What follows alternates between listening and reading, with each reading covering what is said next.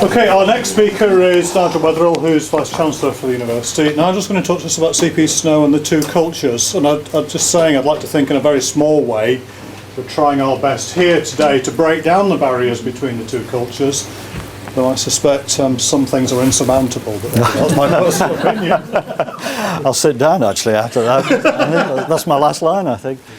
Well, thanks very much, and thanks very much for inviting me to come along. Yes, as Andy's indicated, I'm going to talk about this debate that really, maybe it started before CP Snow, but certainly with CP Snow's lecture back in the 1950s about the two cultures. I'll say at the start, this isn't my research area, and I'm rather sort of daunting. It's rather daunting environment knowing that I'm giving this at IM Marsh with all you professional, certainly some professional educationalists here. But it is a subject that has increasingly interested me, and so I'm going to be obviously brief, try and be within the 10 minutes, and I'm going to make sort of remarks under four headings. First of all, the case that CP Snow made, and then maybe just a moment on my own personal experience, and then really has anything changed since the debate that started in 1959, and then maybe a couple of comments about the way forward. So, in May 1959, CP Snow, who was a chemist by training, but then became a very senior civil servant and actually had a period of time in government with the sort of Harold Wilson regime.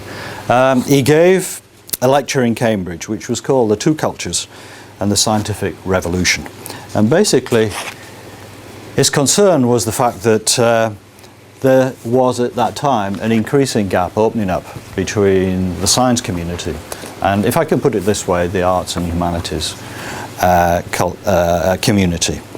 And he said some quite outspoken things, and I've got a couple of quotes here which I think it's better for me to actually read them than try and paraphrase them. But he spoke of scientists who could scarcely struggle to comment on some of the great works of art, Dickens, Shakespeare, etc.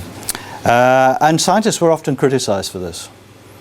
And yet he thought that there were many humanities professors, I don't know whether there are any here this afternoon, who were ignorant of the second law of thermodynamics. Now, we won't have a quick lecture on the second law of thermodynamics. I think that always begs the question, what's the first law? But anyway, that's for another lecture later on. But basically he said, and again, quote, "If the scientists have the future in their bones, then the traditional culture responds by wishing the future did not exist." So it's quite, thought-provoking stuff. And again, let me read some of his from his lecture. In fact, a good many times I have been present at gatherings of people who, by the standards of the traditional culture, are thought highly educated, and who have, with considerable gusto, been expressing their incredulity at the illiteracy of scientists. Once or twice I have been provoked and have asked the company how many of them could describe the second law of thermodynamics. The response was cold. It was also negative. Yet I was asking something which is about the scientific equivalent of, have you ever read a piece of Shakespeare? He goes on, "I now believe that if I had asked an even simpler question, such as, what do you mean by mass? Or what do you mean by acceleration? Which is again the scientific equivalent of saying, can you read? Not more than 1 in 10 of the highly educated would have felt that I was speaking the same language. So the great edifice of modern physics goes up, and the majority of the cleverest people in the Western world have about as much insight into it as their Neolithic ancestors would have had." Pretty powerful stuff back there in the 50s. And as you can imagine, it provoked a reaction. And again, one commentator, not a scientist, said, "Not only is Snow not a genius, he is intellectually as undistinguished as it is possible to be. The Two Cultures," title of his lecture, "exhibits an utter lack of intellectual distinction and an embarrassing vulgarity of style." Many other comments came in, but it is interesting, and maybe this is what really I want to come on to. I mean, maybe we've all had that experience. Maybe we haven't.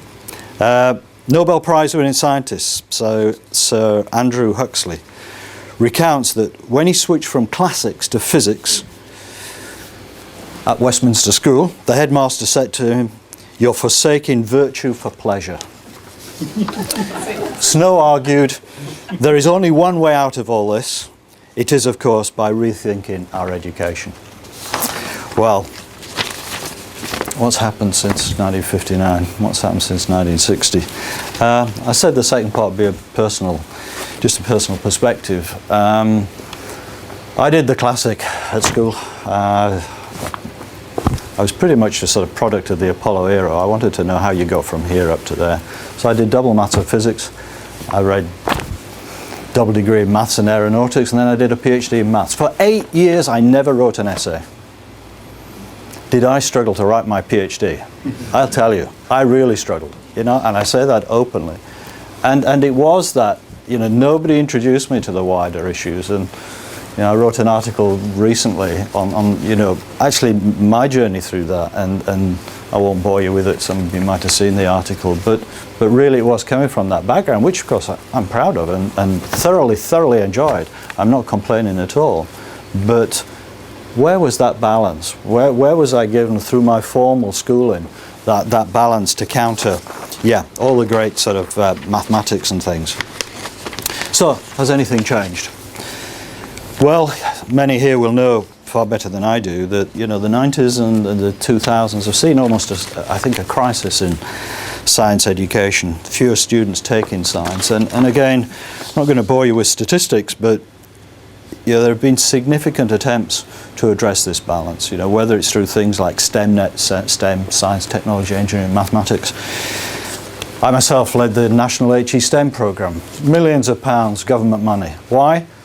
To get an interest in the science subjects, in mathematics, in technology. And why to this day, even in the new fees regime that I'm not going to talk about, do we still have CIVs? Strategically important and vulnerable subjects to which universities get a premium for their students. So we're still conscious actually that we need to have this encouragement. Okay, there might be other things emerging over the horizon in terms of modern languages, but hey, that's a lecture for later on. There have been attempts, as you well know. GCSE, the three disciplines of chemistry, physics and biology have been trying to be brought together. But I'll leave it at that point. But is there not actually emerging right now a more worrying, a more serious, even a sinister view of science? And here I quote Robert Whelan, Deputy Director of Civitas. "The gentlemanly disdain for science that irritated Snow and Huxley was as nothing to the extraordinary suspicion of science that has more recently emerged. Science now faces the charge that it is not the only way of understanding the world, not necessarily superior to rival conceptions, and moreover, that it is to blame, among other things, for a potential environmental holocaust in the shape of global warming, because through science it has enabled more human beings to live on the planet." Well, that latter part might be open to debate, but let's not forget, there are real challenges ahead. Population 7 billion, 9 billion by 2040. By 2050 the world will be in a water deficit position. The distribution isn't right, is it?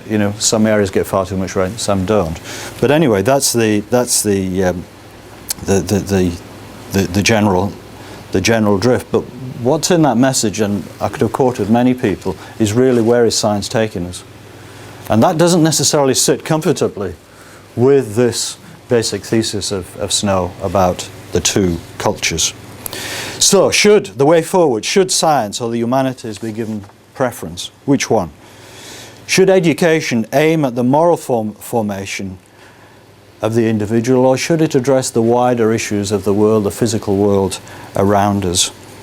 Should it be a polarised debate, or are there alternatives? And what would the alternatives be? Now, our educational system isn't particularly strong, nor does it have any great desire really for the so-called liberal arts.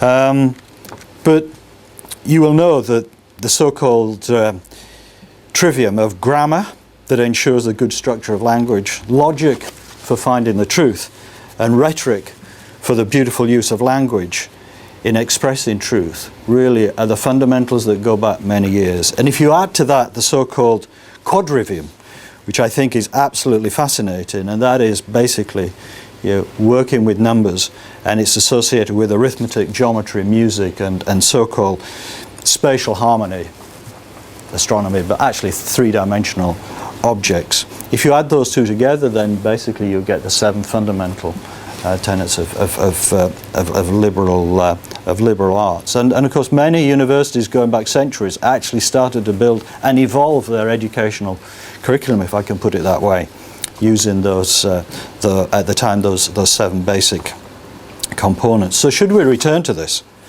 And how would you feel if Liverpool John Moores University were to say, right, we're going to launch a liberal arts degree? How do you think it would go down with our students? Would it be the right thing to do? Would it be the right thing to do to ask each faculty, each discipline, to actually put forward a module that was not meant for the specialists in that discipline, but was meant for other people who were not specialists? So the scientists put in on something, the engineers put in on, the educationalists put in something, the health people put in something on. And actually we made it compulsory that our students had to take some of these modules. Well, I just throw that out. You can chew me down later. But look, I'll conclude at this point. In half a century, I don't think anything's changed. In fact, probably there's a greater degree of polarization, but I welcome your comments. And if we go back to some of the basic questions that Snow was asking in his lecture, that this divide, whilst yes, is a nice thing to discuss philosophically, maybe over dinner, but he had a serious point to make, and he thought that it was an artificial barrier to solving problems of the modern world. And some 50 years later, let's look at the problems and how we're going to solve them. And certainly I think having an artificial divide is certainly not the way of going about it. So I'll finish with a quote. All knowledge is but the bringing of the essence of life under the laws of reason. I advocate that we still do not know how to describe what the essence of life is, and I would advocate we still do not have a mechanism or a language to write down what the laws of reason are. Mathematics might be one, but I don't think you can write all this down in mathematical terms. We don't yet have a language either to address what is the essence of life, nor to be able to write down the laws of reason. I intended it to be just an idea for getting people to discuss things and some of the issues, but thank you very much. Thank you.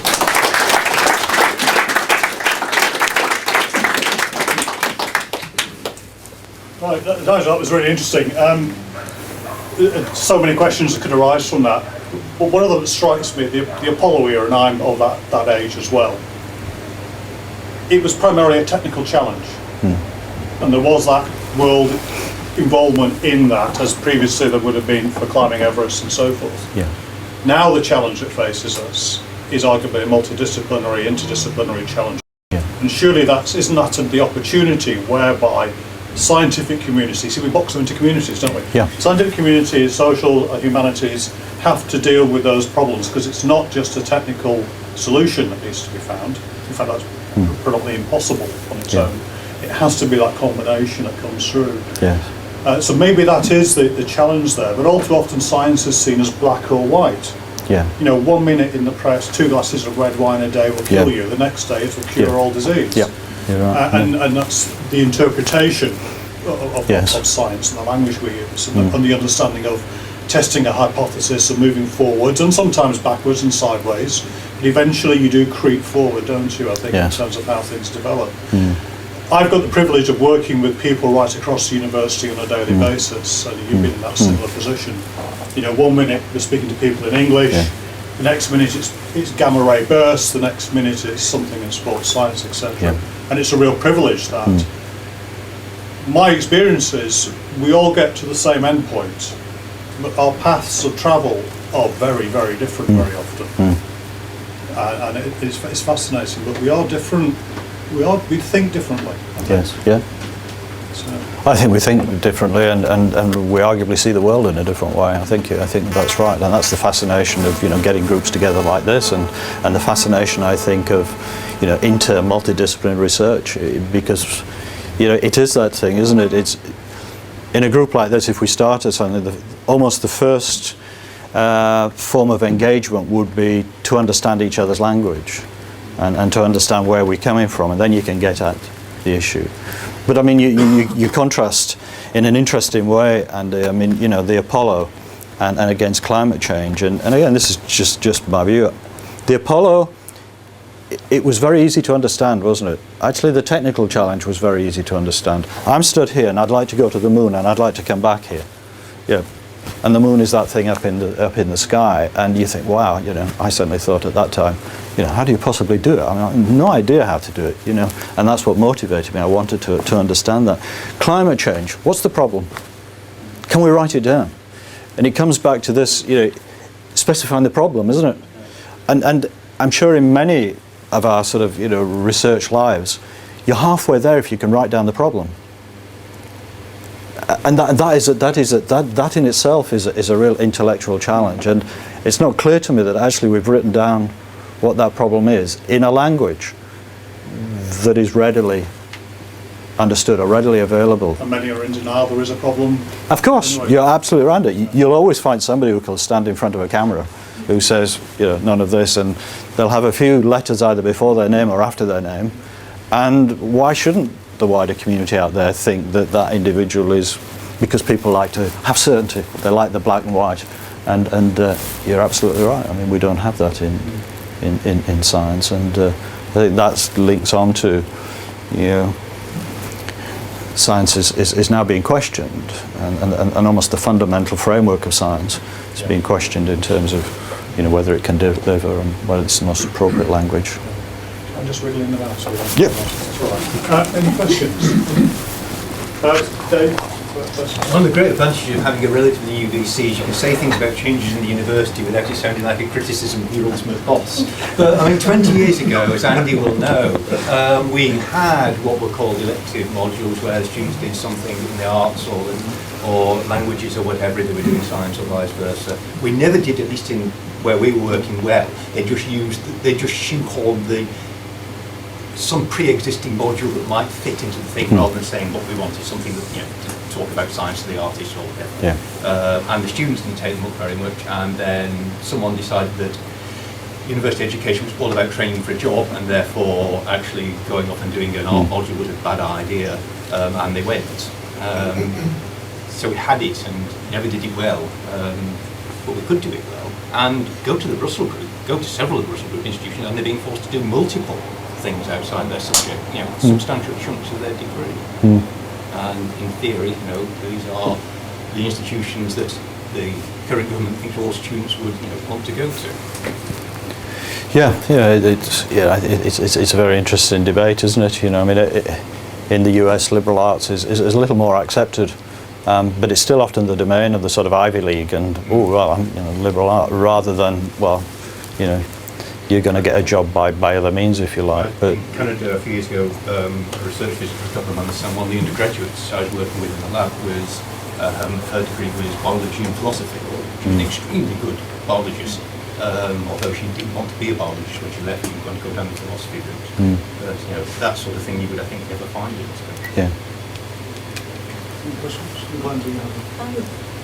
mean, I wouldn't object to liberal arts programme either, really, because I think in a way what you're bringing out is we're talking about just ways of understanding our world, just a range of ways of understanding our world. That's what a liberal arts programme would offer. And I was just interested when you were talking about the language you were using when you were talking about some of these oppositions. You said something about moral formations, or that you associated liberal arts or humanities with exploring moral formations. Actually, you talk about moral formations, so that science offered something and humanities engaged with moral formation. I just wondered if you could say a bit more about. I think, I mean, the comment that I meant there was, and actually it is related very much, again, if I can, back to C.P. Snow. I mean, the nuclear age. The scientists have seen that, they've understood the natural world around us, and that it can be used not always in a way that either they intended through inquiry. I mean, when Einstein came up with E equals mc squared, did he really realize what it was? I mean, should we not have E equals mc squared? Because if we didn't, then maybe we wouldn't understand nuclear reactions, etc. And I think there's this sort of tension that in trying to find the truth of the physical world, it's divorced from what one might be living in the world or the space of the moral dimension.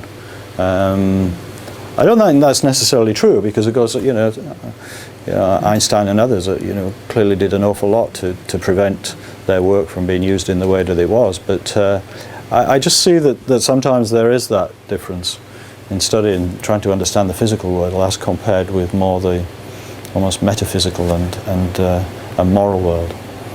But it's just an interpretation. It's nothing. I'm not sure humanities would actually see themselves in a way as addressing moral formations in quite the way that they're sent out. Yeah. I think also like Philip Pullman.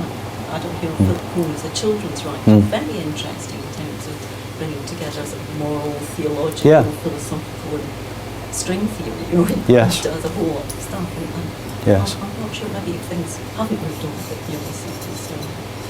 Yeah, I mean, it's about a lot about culture, isn't it? When do you start? And I think what Snow was really saying was that, which is true, I guess, through to this day, isn't it? That you have to decide at a relatively early age which branch you're going for, and a generalist somewhere sits. Well, what are you? Jack of all trades and master of none, so to speak. And pick up Dave's point. I mean, then you go to employers out there, and you get into this, if you like, the real world. And what's this you've got? They want this or they want that, and that's a major driver. And one's got to accept that.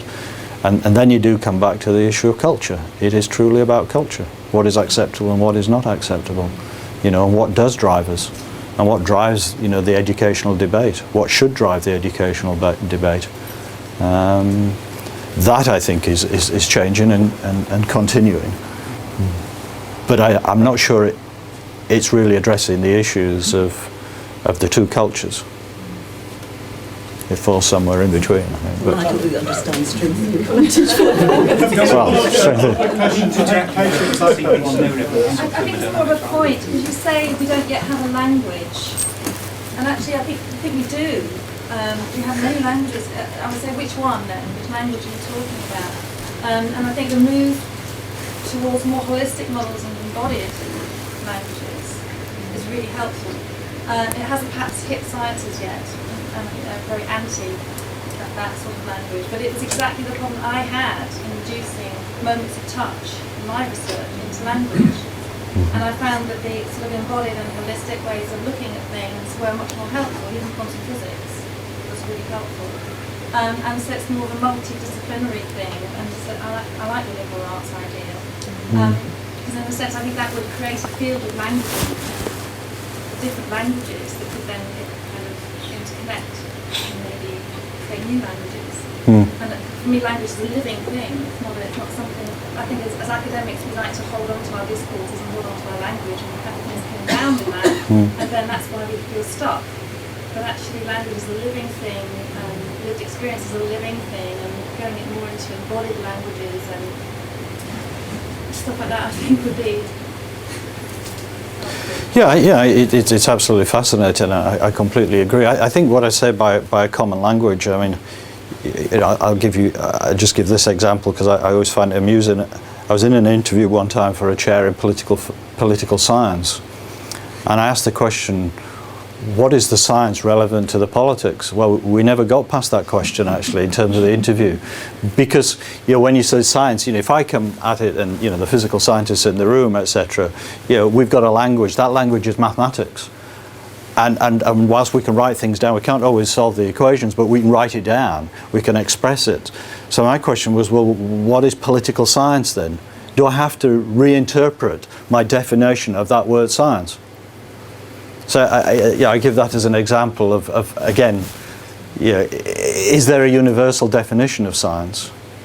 in which case, how would I apply it to the physical sciences as compared with even the biological sciences, where again it's fascinating to compare and contrast. The theoretical physics has been around a long time. Where's theoretical biology? And then, is there theoretical political science? I don't know. I genuinely don't know, but I find it, fascinating to discuss. Theoretical biologists in the room. Yeah, there's a whole journey. Oh, there you go. But it's interesting, isn't it? It's about communication as much as anything, that language. It is. There's a great physical scientist whose books are terrific, Richard Feynman, whose books are incredibly readable by anybody on the globe, really, to be honest, because he can translate complex stuff into a language that everybody can appreciate and understand. It does strike me, it's obviously scientists that need to be more appreciative of the arts and humanities rather than the other way around. We're sometimes seen as sort of lacking because we don't understand the great works of art or music. Or that's the point I was going to make, Andy. And there was something on Radio 4, they were talking about C.P. Snow on Radio 4 the other day, and there was some comment, and I can't remember the quote exactly at all, I'll probably get this wrong, but it was two professors at somewhere like Cambridge, and I think the university had introduced a staff enrichment programme or whatever, and one of the professors was in chemistry or some science, and the other one was in the arts and humanities. And they were talking to each other, and the one that was in the arts and humanities turned to the chemist and said, "Oh, my dear fellow, I work in the arts, I don't need any enrichment." Along those lines, it's a tremendous reaction to that. I think we'll have more discussion afterwards. I'm sure Glenn will come back to you later. It was a quote. Thank you very much, Nigel. Okay, thank you.